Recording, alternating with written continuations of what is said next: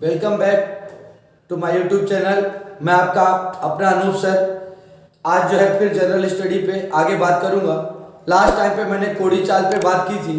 आज जिस टॉपिक पे मैं बात करने जा रहा हूँ वो टॉपिक है आज हमारा कोड़ी चाल और कोड़ी वेग के बाद अगला टॉपिक से वही सर्कुलर मोशन से ही वृत्तीय गति से ही जुड़ा हुआ। जैसे मैंने प्रोजेक्टाइल मोशन पे बात किया था, सर्कुलर मोशन का एक टॉपिक है जिसे हम बोलते हैं अभिकेंद्र बल और जिसे हम बोलते हैं अभिकेंद्र बल के साथ साथ ठीक है अपकेंद्र बल। सब छोटी बुक सारी बुकों में कई टॉपिक में दिया है, छोटे क्लास से बड़े क्लास है ना। तो अभिकेंद्र बल अपकेंद्र बल हम इस पे आज चर्चा करेंगे, अपकेंद्र बल और अभिकेंद्र बल पर। मैं सबसे पहले बता दूं सेंट्रीपिटल फोर्स ठीक है और ये सेंट्रीफ्यूगल फोर्स ठीक है। तो ये जो अभिकेंद्र बल होता है ये केंद्र की ओर कार्य करता है, ये केंद्र की ओर ये बल लगता है, जबकि ये जो बल है अपकेंद्र जो बल है ये बाहर की ओर लगता है, ये बाहर की ओर लगता है, ये केंद्र की ओर लगता है। वास्तव में तो मैं बता दूं कि अभिकेंद्र बल एक बल ही नहीं है, एक बल ही नहीं है। अभिकेंद्र बल एक बल ही नहीं है। बहुत लोग इसको आभासी बल कहते हैं, लेकिन ये बल नहीं है। आभासी बल कह सकते हैं लेकिन वास्तव में ये एक बल नहीं है। क्यों ये एक बल नहीं है और इसके नाम के साथ अभिकेंद्र बल लगा है? ये किसी बल के बराबर होता है महाराज, ये किसी बल के बराबर होता है। मैं इसका एग्जांपल से आपको भी समझाने का प्रयास करूंगा। जैसे है ना गुरुत्वाकर्षण बल कहीं पे अभिकेंद्र बल के बराबर हो जाता है, कहीं नाभिकीय बल अभिकेंद्र बल के बराबर हो जाता है, कहीं कहीं पे नाभिक इलेक्ट्रॉन को आकर्षित करता है वो भी केंद्र बल के बराबर हो जाता है, कहीं कहीं पे पृथ्वी सूर्य जो है पृथ्वी को अपने आकर्षित करती है, पृथ्वी उसके चारों ओर चक्कर लगाता है, गुरुत्वाकर्षण बल अभिकेंद्र बल के बराबर हो जाता है। मतलब ये सारे कारण है ना ये अभिकेंद्र बल। जिस तरीके से प्रिंसिपल एक पोस्ट है, कोई मिस्टर गुप्ता प्रिंसिपल नहीं होता। जब होम मिनिस्टर एक पद है, एक पोस्ट है, जब उस पर बैठा जो वही होम मिनिस्टर हुआ, एक उसका कार्यकाल हुआ, कार्यकाल समाप्त हुआ चला गया। मतलब जिस तरह एक पोस्ट होता है, कोई पर्सनल एक होम मिनिस्टर नाम नहीं है किसी का, होम मिनिस्टर एक पद है, कुछ समय के लिए वो बैठा फिर वो चला गया, दूसरा आया, हर जगह अलग अलग। अभिकेंद्र बल उसी तरह है। कैसे ये बात होगी आप बोलेंगे मुझे कुछ समझ में नहीं आ रहा है सर, तो अभी मैंने समझाया नहीं है, अब मैं समझाने जा रहा हूं, अब आपको बिल्कुल समझ में आएगा। अभिकेंद्र बल मैं बताने से पहले आपको बताना चाहता हूं, मैंने बताया ना कि सर्कुलर मोशन का टॉपिक है, वही वृत्तीय गति का। आप बोलेंगे वृत्तीय गति क्या है सर? तो वृत्त तो जानते हैं ना, ये वृत्त की परिधि है, ये वृत्त का केंद्र है और केंद्र और परिधि के बीच की दूरी त्रिज्या है। मैं कहना चाहता हूं कि जब कोई यहां पर कण गति करेगा, कोई कण जब गति करेगा इस वृत्त में ठीक ना, जब भी परिधि पर कोई कण गति करता है उसे वृत्तीय गति कहते हैं, और जब कोई कण गोल गोल घूमता है उसे वृत्तीय गति कहते हैं। वृत्त पर गोल गोल घूम रहा है उसे वृत्तीय गति कहते हैं। याद रहे भाई कि वृत्तीय गति के लिए ये टॉपिक है, जैसे पा रहे हैं। तो मैं ये कह रहा हूं कि यदि कोई बोले कि इसकी दिशा क्या होगी सर, इसकी दिशा, तो जो कण है वहां से एक स्पर्श रेखा खींचिए, जो स्पर्श रेखा खींचेंगे वही उसकी दिशा है। ये कण यहां पहुंच गई सर, इसकी दिशा क्या है सर बता दीजिए? ये इससे स्पर्श रेखा खींचिए, टेंजेंट लाइन खींचे वही उसकी दिशा है। सर ये कण यहां पहुंच गई, इसकी दिशा क्या है? ये इसकी दिशा है। सर ये कण यहां पहुंच गई, सर इसकी दिशा क्या है? ये इसकी दिशा है। सर ये कण यहां पहुंच गई, इसकी दिशा ये है। बोलिए हर बार वेग बदल रहा है कि नहीं बदल रहा है? वेग बदलता है महाराज। वेग क्यों बदलता है? मैंने कहा था वेग में दिशा महत्व रखता है, वेग में दिशा महत्व रखता है। ये वेग बदल रहा है और जब वेग में बदल रहा है ना महाराज ठीक ना, जब वेग बदल रहा है, जब वेग बदल रहा है तो वेग में परिवर्तन की दर त्वरण कहलाती है। यहां त्वरण उत्पन्न हो रहा है। ये अभी किस दिशा में है? इसकी दिशा अलग, इसकी दिशा अलग, इसकी दिशा अलग। वेग में दिशा माने रखता है, चाल में दिशा माने नहीं रखता। वेग बदल रहा है मतलब त्वरण उत्पन्न हो रहा है, और वो त्वरण केंद्र की ओर कार्य कर रहा है तो अभिकेंद्र त्वरण है। वो त्वरण केंद्र की ओर कार्य कर रहा है तो अभिकेंद्र त्वरण है। और महाराज त्वरण नहीं पहले बल उत्पन्न होता है। त्वरण, कोई पूछे त्वरण पहले उत्पन्न होता है कि सर बल, तो बताओ बिना बल लगाए क्या त्वरण उत्पन्न हो सकता है? नहीं। जब तक बल नहीं लगाओगे वेग में परिवर्तन नहीं होगा, और जब वेग में परिवर्तन नहीं होगा तो त्वरण नहीं उत्पन्न हो पाएगा। अभिकेंद्र त्वरण जो है अभिकेंद्र बल लगने पर ही तो उत्पन्न होता है। अभिकेंद्र बल एक बल नहीं है। कैसे? मैं इसको प्रूव करने जा रहा हूं। देखिएगा ये हमारा सन है, सूर्य है, उसके चारों ओर ये पृथ्वी है हमारी, चक्कर लगाती है, अर्थ है हमारी, चक्कर लगाती है। ये बताइए ये पृथ्वी सूर्य के चारों ओर चक्कर क्यों लगाती है? नीचे गिर नहीं जा रही है। अंतरिक्ष में कहीं टंगी हुई है, मानी कहीं पे भी है, पृथ्वी है, हम पृथ्वी पर ही है, हम पृथ्वी पर ही है, यूनिवर्स में है ये सारी चीजें। तो ये पृथ्वी सूर्य के चारों ओर चक्कर लगा रही है, क्योंकि जो सूर्य है और पृथ्वी के बीच में ऐसे गुरुत्वाकर्षण बल लग रहा है, दीर्घ वृत्ताकार कक्षा में एक बल लग रहा है। यहाँ पृथ्वी पे जो गुरुत्वाकर्षण बल है पृथ्वी के क्षेत्र के अंदर, गुरुत्वीय क्षेत्र के अंदर, तो नीचे की ओर कार्य कर रहा है, लेकिन सूर्य और पृथ्वी के बीच में जो गुरुत्वाकर्षण बल है यूनिवर्स में जाने के बाद वो कैसे कार्य करता है, दीर्घ वृत्ताकार कक्षा में सामने सामने कार्य करता है। ये ज्यादा भारी है, ये कम भारी है, हर भारी वस्तु हल्की वस्तु को अपनी ओर आकर्षित करती है। मैं कह रहा हूं कि यहाँ पे गुरुत्वाकर्षण बल लग रहा है, और वो किस ओर लग रहा है, केंद्र की ओर लग रहा है कि नहीं लग रहा है, केंद्र की ओर लग रहा है। मतलब यहाँ पे गुरुत्वाकर्षण जो बल है, जो गुरुत्वाकर्षण बल है वही बराबर है अभिकेंद्र बल के। गुरुत्वाकर्षण बल ही किसके बराबर है, अभिकेंद्र बल के। तो अभिकेंद्र बल कोई एक नया बल नहीं है, जो गुरुत्वाकर्षण बल लग रहा था उसी को हम अभिकेंद्र बल कहते हैं। गुरुत्वाकर्षण बल आप 8th 9th किसी का यदि पढ़ाओगे तो Gm/r² या Gm/m1/m2 r² 11 पढ़ाओगे, सबका यही होगा। जैसे पढ़ रहे हैं अपन, जैसे 11th क्लास में चल रहा है इस समय हमारा जो है, कहाँ गुरुत्वाकर्षण पाठ पढ़ रहे हैं हम लोग 11th में, है ना। तो हम लोग जब गुरुत्वाकर्षण पाठ 11th क्लास का जब हम तैयारी कर रहे हैं, अभी तो YouTube पे नहीं पढ़ा है, लेकिन हम क्लास में गुरुत्वाकर्षण पाठ पढ़ा रहे हैं, तो हमने Gm/r² पढ़ा है। अभी केंद्र बल जो होता है ना भाई, जो यहाँ पे त्वरण उत्पन्न होता है ना, त्वरण बराबर होता है v²/r, v²/r। अभी केंद्र बल को अपन किससे प्रदर्शित करते हैं, mv²/r से प्रदर्शित करते हैं। तो चलो मैं गुरुत्वाकर्षण बल का प्रूफ नहीं भी बताऊंगा, तो गुरुत्वाकर्षण पाठ में पढ़ाऊंगा। आप बोलेंगे अभी केंद्र बल के बारे में तो बताइए, अभी केंद्र बल आप पढ़ा रहे हैं, तो बिल्कुल बताता हूं। अच्छा बताओ बल बराबर क्या होता है, बल बराबर, बल को किससे प्रदर्शित करते हो, यह से करते हो, बल को फोर्स करते हो तो यह से प्रदर्शित करते हो। बल बराबर क्या होता है, द्रव्यमान गुणे त्वरण होता है, या में होता है द्रव्यमान गुणे त्वरण। बोलिए ए का मान अभी बताया हूं, जब कोई वृत्ति मार्ग में गति कर रहा हो तो जो त्वरण उत्पन्न होता है, वेग में परिवर्तन होता है तो त्वरण उत्पन्न होता है, उसके त्वरण का मान कितना बताया वृत्ति मार्ग में, v²/r बताया हूं। ए का मान यहाँ रख दो महाराज, ए का मान जब यहाँ रख दोगे तो v²/r हो जाएगा। महाराज जब भी कोई चीज बीच में लिखी होती है उसका गुणा हमेशा अंश में होता है, हर में कभी नहीं होता, तो क्या होगा mv²/r। क्या आपको बुरा लगा अभिकेंद्र बल का सूत्र, बुरा लगा, नहीं लगा ना, क्योंकि अभिकेंद्र बल बराबर क्या होता है mv²/r। ये यहां भी कार्य कर रहा था सूर्य, जब नाभिक होता है, नाभिक धनावेश होता है, क्योंकि नाभिक में प्रोटॉन और न्यूट्रॉन होते हैं, न्यूट्रॉन का कोई आवेश नहीं होता, तो जो प्रोटॉन का आवेश होता है वही नाभिक का आवेश होता है। और नाभिक के बाहर यहाँ कोष में इलेक्ट्रॉन चक्कर लगाते हैं, इलेक्ट्रॉन का ऋण आवेश होता है। आपको पता होना चाहिए कि नाभिक इलेक्ट्रॉन को अपनी ओर क्या करता है, आकर्षित करता है। बोलो यहाँ भी एक बल लग रहा है ना, आकर्षण बल, वो भी अभिकेंद्र बल के बराबर है, क्योंकि किस ओर लग रहा है, केंद्र की ओर लग रहा है ना। अरे नाभिक केंद्र में है ना, वो इलेक्ट्रॉन को आकर्षित कर रहा है ना, तो केंद्र का नाभिक आकर्षित कर रहा है इलेक्ट्रॉन को, केंद्र की ओर बल लग रहा है। ये भी कौन सा बल है, अभिकेंद्र बल है। जब भी केंद्र की ओर जो बल कार्य करता है उसे हम कौन सा बल कहते हैं, अभिकेंद्र बल कहते हैं। महाराज आप कहेंगे कि सर ठीक है आपने ये बता दिया अभिकेंद्र बल, हमने आपको बताया। एक और एग्जांपल ले लेता हूं मैं अभिकेंद्र बल का। कौन सा एग्जांपल, जहां पे रोड बनाई जाती है और रोड भारी रास्ते जो है वहां से वाहन गुजरता है है ना, तो जहां पर भी रोड जो होता है ना, जिस साइड से रोड मुड़ती है, जहां पे कर्व, उसे कर्व उससे थोड़ा सा हल्का सा धसा देते हैं, झुका देते हैं, उसको उस साइड झुका देते हैं। याद करिए आप बाईपास से जब रीवा जाते हैं, ऐसा पा रहे हैं, बाईपास से जब बेला रोड से रीवा जा रहे हैं, ऐसे एक टाइम पे हो जाता है, ऐसे एक टाइम पे एक जगह महसूस होता है, चौराहा के पास, हवाई पट्टी के पास। याद रखिए, और हर जगह रोड में होता है महाराज, कहीं भी आप जा रहे हो रोड पे, अक्सर जिस साइड कर्व होता है उस साइड रोड झुकी होती है। आपको पता होना चाहिए रोड जिस साइड झुकी होती है ना, कई बार क्वेश्चन पूछता है कि रोड झुकी होती है, रोड झुकी होती है, क्यों झुकी होती है? तो सबसे पहले तो आपको बैलेंस करने के लिए, आपको संतुलित करने के लिए झुकी होती है। कैसे? आप ओवरलोड आ रहे हैं, क्या दिक्कत होगी वो सब मैं बताऊंगा। ऐसा पाए तो ओवरलोड में आपको दिक्कत हो गई, एक्सीडेंट कुछ भी हो गया तो देखिए झुकी होगी, है ना, संतुलित करने के लिए होता है, बैलेंस करने के लिए। आप बोलेंगे ठीक है सर रोड झुकी, तो आपका गाड़ी जो होगा, जो आप लिए रहेंगे गाड़ी, है ना, वो उसका पहिया किस ओर उठता है, ये क्वेश्चन पूछता है।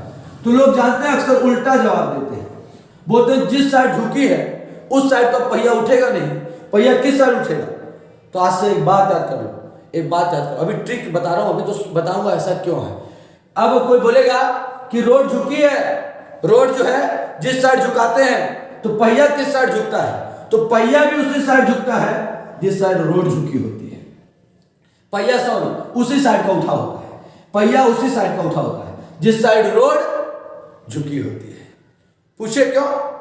यदि इसी में लोगों को कंफ्यूजन होता है।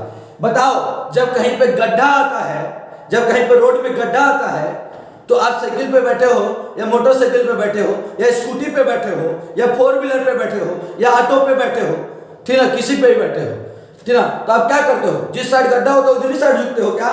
आप उधर साइड यदि झुकोगे तो गिर जाओगे। अक्सर जिस साइड गड्ढा होता है आप उसके अपोजिट डायरेक्शन में अपने सर को करते हो, अपने शरीर का भार अपोजिट डायरेक्शन में करते हो। क्यों करते हो? इधर उठा रहे हैं क्योंकि गड्ढा तो एक ऑलरेडी क्या है, आप सोचते हो कि मैं इस साइड हो गया तो मैं साइकिल को अपने इस साइड कर रहा हूं। नहीं महाराज, आप इसलिए करते हो कि साइकिल के टायर का आधा भाग इस साइड हो जाए तो इस साइड का चक्का क्या हो जाए? उठ जाए। अब आप बोलोगे जब इस साइड का चक्का उठ जाएगा तो हम पलट जाएंगे, इस तरह थोड़ी बनाएगा, इस तरह थोड़ी बनाएगा कि आप इतना ज्यादा उठ जाए कि आप पलट जाओगे। इतना उठता है महाराज कि आप डिसबैलेंस नहीं होते। इसीलिए ये बात हमेशा लोग गलत करके आते हैं। रोड जिस साइड झुकी होती है, रोड जिस साइड झुकी होती है, अक्सर गाड़ी का पहिया उसी साइड उठता है, उसी साइड उठता है। ये बात याद रखना, गाड़ी का पहिया तभी बैलेंस हो पाता है, तभी बैलेंस हो पाता है। अब आप बोलोगे उठने का मतलब आप जानते हो कैसा इमेजिन कर रहे हो कि ये ऐसे और ये ऐसे, तो ऐसे में तो पलट जाएगी ना। इंजीनियर पागल थोड़ी है, और इंजीनियर जानता मैं कब तक खड़ा होकर के दूसरों को समझाऊंगा, इसीलिए वो रोड को झुका हुआ बना दिया। क्यों? यदि ऐसा ना होता तो आए दिन गाड़ियां पलटती रहती, इसीलिए उसने वहां पर रोड झुकी हुई बनाई है कि गाड़ी जो है अपने आप उठ जाए। उतना उठने का मतलब ये होता है महाराज कि अक्सर जब आप जिस गड्डी का पहिया जो है उसी साइड उठ जाता है, ठीक है ना। अक्सर आप इससे अनुमान लगाओ ना यार कि जब आप गड्ढे साइड जाते हो, गड्ढा इस साइड है तो आपको गड्ढे से यदि चली जा रही है आपकी बाइक किनारे आ गई तो आप क्या उसी साइड झुकते हो? नहीं नहीं, गड्ढे के अपोजिट साइड में आप झुकते हो, इसलिए किधर का पहिया थोड़ा उठ जाए, बैलेंस रहे, जैसा बैलेंस बनाना पड़ता है। याद रखिएगा कि रोड जिधर झुकी होती है उधर का ही पहिया उठता है, दूसरे साइड का नहीं, दूसरे का उठता तो पलट जाते हैं। अब आता है अभी केंद्र बल के बाद। अब केंद्र बल, अब केंद्र बल पे हम पढ़ रहे हैं। मैं आज बताना चाहता हूं केंद्र बल ये बाहर की ओर कार्य करता है, ये बाहर की ओर कार्य करता है। आप बोलेंगे कैसे सर? वॉशिंग मशीन तो सभी ने सुना ही होगा। वॉशिंग मशीन में जस्ट नीचे यहां पर मोटर लगी होती है, मोटर लगा होता है, और वॉशिंग मशीन के दीवारों पर यहां पे स्टील का नुकीला सिरा लगा होता है। अब नुकीला ऐसे नुकीला नहीं कि सुई निकला रहेगा तो वह कपड़े को फाड़ फूट देगा, ऐसा नुकीला है। हाँ, ये जब मोटर चलता है, जब ये मोटर चलता है ना तो यहाँ पे कपड़े रहते हैं, यहाँ कपड़े तुम भर देते हो। जब कपड़े भर देते हो तो जब मोटर चलता है तो कपड़ों को बाहर की ओर फेंकता है। यहाँ पे था ये कपड़ों को बाहर की ओर फेंकेगा, और जब कपड़ों को बाहर की ओर ये फेंकेगा तो बाहर की ओर कार्य कर रहे ना, अप केंद्र, अप माने बाहर की, बाहर की तो नहीं सर, बाहर की ओर कार्य करता है। और जब ये कपड़े को बाहर की ओर फेंकता है तो कपड़े का दोनों नुकीले सिरों से स्टील के क्या होती है? रगड़ होती है। और जब रगड़ होती है और बोलो पानी सानी सब ऑटोमेटिक कनेक्शन होता है, ऑटोमेटिक जुड़ा रहता है, पानी टंकी से जुड़ा रहता है, पानी आता रहता है। तो यहाँ पे कपड़ों को ये बाहर की ओर फेंकती है, स्टील से रगड़ खाता है कपड़ा आपका, और कपड़ा क्या हो जाता है? साफ हो जाता है। क्यों साफ हो जाता है? अब केंद्र बल के कारण। आज समझ में आया क्यों कपड़ा साफ हो जाता है? अब केंद्र बल ना होता ना आज तो ये कपड़ा साफ ना होता। अब केंद्र बल है कि कपड़ों को बाहर की ओर फेंक रहा है। अब बाहर, आप बोलोगे बाहर की ओर फेंक रहा है तो सब ये हमारा वॉशिंग मशीन का चुक पुचुक के सब ये जो लगा रहता है ये सब उखड़ पुखड़ जाए।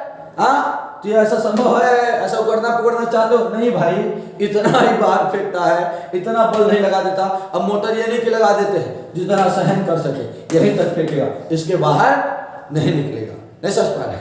अब उसके बाद अब केंद्र बल का बोलोगे सर कोई और एग्जांपल दे दीजिए सर, एक और एग्जांपल हम जानना चाहते हैं, थोड़ा सा और मजा दीजिए हमको, थोड़ा सा लीजिए और ले लीजिए। आपने देखा होगा जब प्रेशर कुकर में आप जब खाना बनाते हैं, जब प्रेशर कुकर, शायद ये आप फील नहीं कर पा रहे हैं कि ये प्रेशर कुकर है, फील करिए महाराज ये प्रेशर कुकर है। नहीं सर, प्रेशर कुकर है, ठीक है, प्रेशर कुकर है। इसमें जो है दाल आपने कर दिया, दाल बनाया। अब जब आपने दाल बनाया तो दाल में क्या हुआ, कि दाल बनाई पर पकी नहीं। मान लीजिए पकी नहीं, दाब के कारण, गैसों के दाब के कारण होता, पर पकी नहीं तो आप क्या करते हैं, गांव में एक सुना होगा, गांव में एक होता है, ऐसा होता है, और कैसे बताऊं मैं, ऐसा रहता है, ऐसा होता है, ठीक है। इसे बोलते हैं मथना। ऐसे ऐसे उसको चलाते हैं, मथना बोलते हैं उसको, नहीं सर पा रहे, या दल घोटनी बोलते हैं, दल घोटनी, दाल को घोटने का काम करता है, दल घोटनी बोलते हैं, आप मथना बोल देते हैं उसको, अपने बघेली में मथना ही कहते हैं, है ना, अपने बघेली में इसको मथना, मथानी कहते हैं अपने, ठीक है, मथानी कहते हैं। तो याद रखिएगा, तो हम लोग क्या करते हैं, दाल नहीं पका तो हम मथानी से काम करते हैं ना, जब उसको मथानी को चला देते हैं तो जो दाल होती है वो पात्र की दीवारों से जाकर टक्कर करती है और दाल टूट जाती है। कौन सा बल कार्य करता है, अपकेंद्र बल। जब हम उसको चलाते हैं तो बाहर की ओर दाल को फेंकता है, और बाहर की ओर फेंकता है तो पात्र की दीवारों से दाल टकराता है, अपकेंद्र, वो अभिकेंद्र, केंद्र की ओर, अपकेंद्र, बाहर की ओर कार्य कर रहा है। आप चला तो यहां रहे हैं मछली, लेकिन बाहर की ओर। अक्सर आपने देखा होगा श्री कृष्ण की फोटो, बांसुरी होगी, छोटे होंगे श्री कृष्ण, वहां पे मक्खन का एक मटका होगा, दल घोटनी होगी, नहीं सर पा रहे, ये मथना होगा, नहीं सर पा रहे।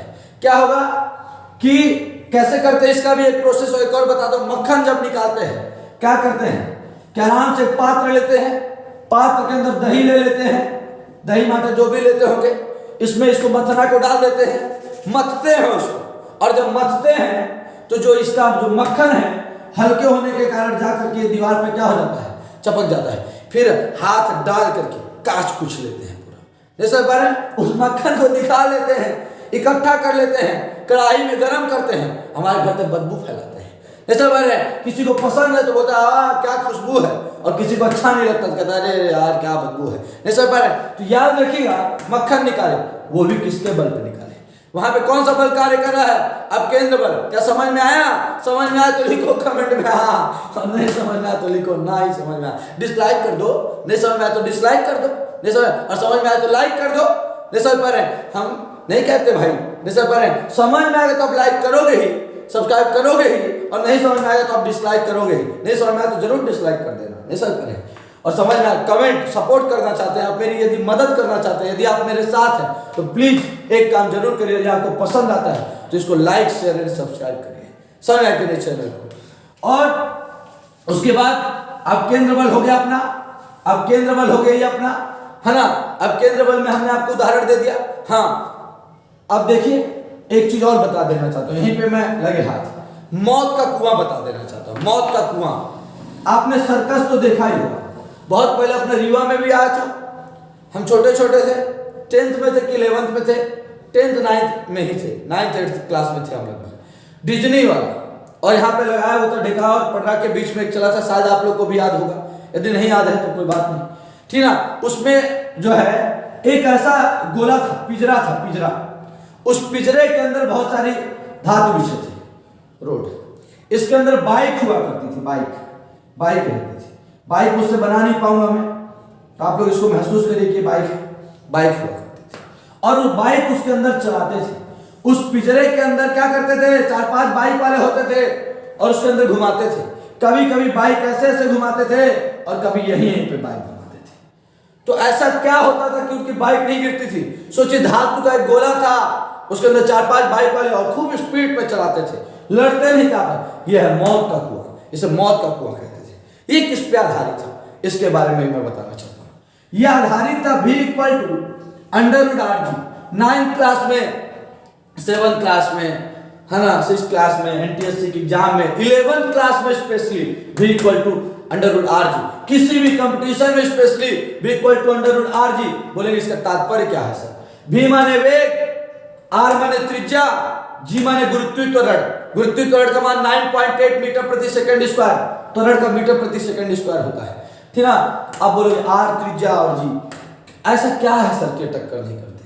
महाराज ये बोतल है, ये बोतल में पानी है, ठीक।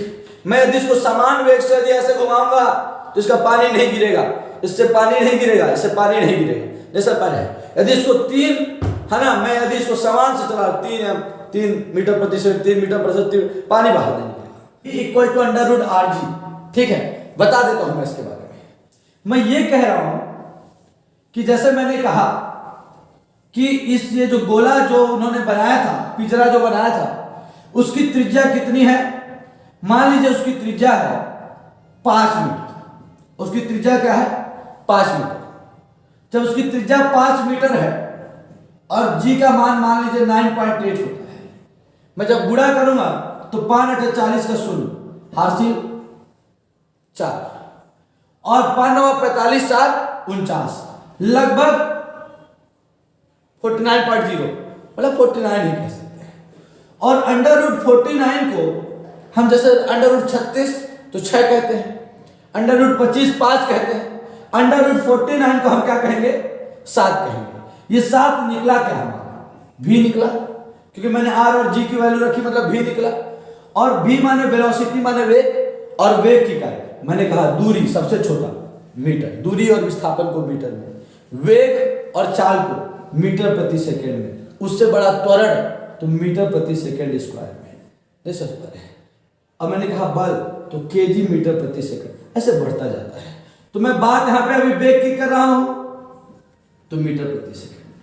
ये बता रहा है भाई मौत के कुआं के सूत्र में कि उसको बता दिया जाता है जो अंदर बाइक लेकर के जाता है। इंजीनियर पहले ही बता देता है कि भाई तुम्हारा हमने इतने की त्रिज्या गोला बनाया है और तुम 7 मीटर प्रति सेकंड से कभी भी गाड़ी, मतलब 1 सेकंड में 7 मीटर से कम गाड़ी की वेग मत रखना, चाल मत रखना। स्पीडोमीटर लगा रहता है, उनका स्पीडोमीटर खराब नहीं होता, नहीं सर पा रहे हैं, वो चलते रहना चाहिए, जो बताता है कि आपकी गाड़ी कितने स्पीड से चल रही है। तो वो 7 मीटर प्रति सेकंड, मतलब 1 सेकंड में 7 मीटर से जिनकी गाड़ी कम हुई, यदि 5 मीटर का त्रिज्या का यदि वो था गोला था, यदि इससे कम हुई तो उनकी गाड़ी गिर जाएगी और वो मर जाएगी उसके अंदर, जैसे पा रहे हैं। इससे अधिक हो जाए, इससे अधिक हो जाए, कितनी भी अधिक हो जाए कोई दिक्कत नहीं है, लेकिन इससे कम नहीं होना चाहिए। उनको पहले से ये बात पता होती है, तो उतना कम वो करते नहीं, और ज्यादा तो हो जाए तो ज्यादा कर ही रहते हैं, नहीं समझ पा रहे हैं। तो जब भी यदि 7 मीटर प्रति सेकंड से कम होगी तो गाड़ी क्या हो जाएगी, वहां गिर जाएगी, उनको चोट पहुंचेगी, और फिर बोलोगे कि आपने तो कहा मर जाएगा, तो आप फिर बोलोगे कि जा खोल आंखें साइयां, मार सके ना कोई। तो अरे भाई वो वहाँ पे फिजिक्स नहीं लागू हुआ, पर उसको भगवान ने बचा लिया। लेकिन हाँ, मैं तो आपको ये बताना चाहता हूँ कि इस स्पीड से यदि वो चलेगा तो टक्कर नहीं होगी, गिरेगा नहीं। चलिए, बहुत बहुत धन्यवाद।